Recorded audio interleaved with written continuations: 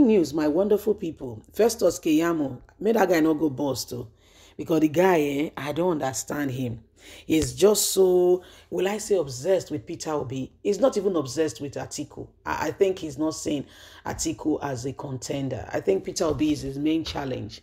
He needs to deliver. He has been given a lot of money, and whatever he does now will go a long way. So he has to be careful. Otherwise, there'll be problem, you see. And so the presidential candidates, Afenifere supported in 2015-2019 lost.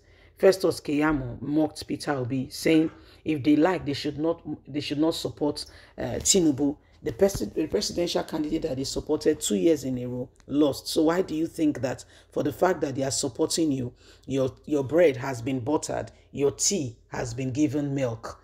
Anyway, my wonderful people, don't forget to give us a thumbs up, like us, share, subscribe. Let's get all the details.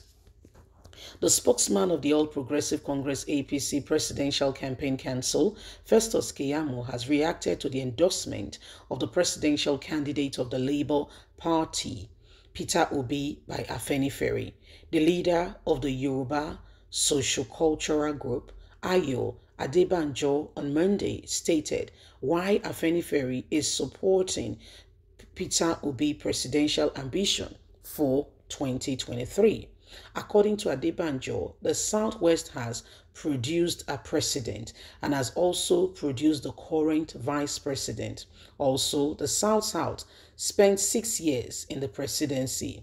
He, however, stated that the Igbo people of Southeast has never tasted presidency in Nigeria, adding that now that the power has been rotated to the South, it is time for us to go and make a worthy Igbo man the president. Who is more worthy today as we speak than Peter Obi?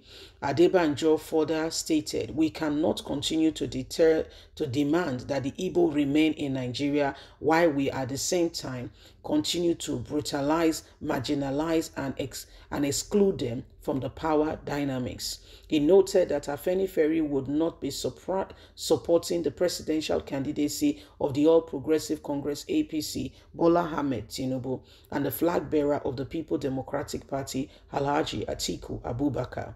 Festus Keyamo, however, while reacting to Afenifere's stand in a post on Twitter on Tuesday, said the presidential candidates, the group Afenifere supported in 2015 and 2019 were defeated. So who are they? He claimed that Afenifere in 2015 supported the former President Goodluck Ebele Jonathan, who was defeated by President Muhammadu Buhari, the APC presidential candidate at the time. The APC presidential campaign spokesman further stated that the Yoruba Socio-Cultural Group in 2019 endorsed Atiku, who was also defeated by the same Buhari. Keyamo, who mocked the former governor of Anambra State on his endorsement, wrote, "Congrats, Peter Obi, on this endorsement. We know their results." So you can see for yourself, you can see for free, Festus Keyamo, how he feels. You can tell for yourself that Festus Keyamo, is very, very particular about Peter Obi. I don't know what Peter Obi has done to him, but for some reasons, he cannot just get over Peter Obi. No, he can't. Peter Obi is just that, that will I say now, that's a quest that he cannot get rid of. He cannot just get rid of it. He can't. He just keeps speaking about it, and the whole reason is because of his presidential candidate. And by the way, just a quick reminder, this same Festus Keyamo you are seeing right now is a man who stood against Asiwaju Ahmed Bola Tinubu, fought him until, he could no longer fight him. He took him to the High Court, he took him to Appeal Court, and he took him to Supreme Court. By the way, with his own money. He went with his own money. He took him to court with his own money, not minding the cost. He did. I mean, he's a son. He's a senior advocate of Nigeria. He went ahead and he fought Peter Obi in no small way, stating it loud and clear. Fought Asiwaju Ahmed Bola Tinubu in no small way, stating it loud and clear that Asiwaju is a fraudulent person, can never become a governor, not with all the information he has about the man. Now, they say, really, I don't know, they said every man has a price. Probably his price tag has been reached and exceeded. So he can no longer fight the same man he once told Nigerians was not fit, that the man was a fraudulent man, the man should be behind bars, he should be in prison because of ABCDZ, of all the facts he had against, Tinubu. Today, he's the one blowing the same person's trumpet, and one we begin to wonder, do we have anything called sincerity, truth, justice, harmony in all of this? Do we have any of this? Do we have men and women of integrity who are coming out to say they want to lead? Because we must be careful. Politicians as they are, at the end of the day, remain politicians. They have no permanent friends, no permanent enemies. They only have similar interests.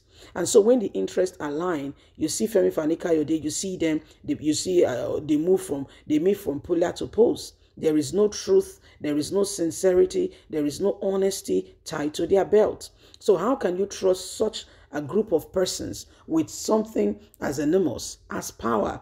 They would do, some of those people cannot even lead their very own household, given proper direction and leadership. Some of these people can't. They can't even lead their own household. They can't even, go ahead and say, and give proper direction to ensure that their household are covered. These are the people who want to lead a nation. Hence, the country is where it is today. Hence, things are the way they are. So if we want true direction and leadership, we cannot continue with the way we are. We just can't continue like that. So the time to begin to look at things more rationally and ensure that we are doing what is absolutely right and necessary is now. Because the days upon us are days where politicians will want to take advantage of whatever, they have. Okay, so these are some of the things going on. These are some of the things going on. It is time that we begin to, really look at things more carefully and ensure that we are doing what is absolutely right and necessary for us to move forward. Can we continue like this and expect that things will change when we have not put things in place? I beg your pardon, the answer is no.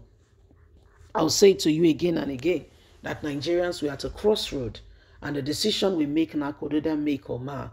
And so we must not make a mistake of choosing the wrong candidate, because it will affect us all, not one person, every single one of us. So it is what it is. And that's why, the opportunity for us to adhere to that change and ensure that we do that which is necessary is now. Wake up. It's the dawn of a new day. It is the dawn of a new day. Remember, we cannot continue in a position or in a place that is fraudulent. Bye for now.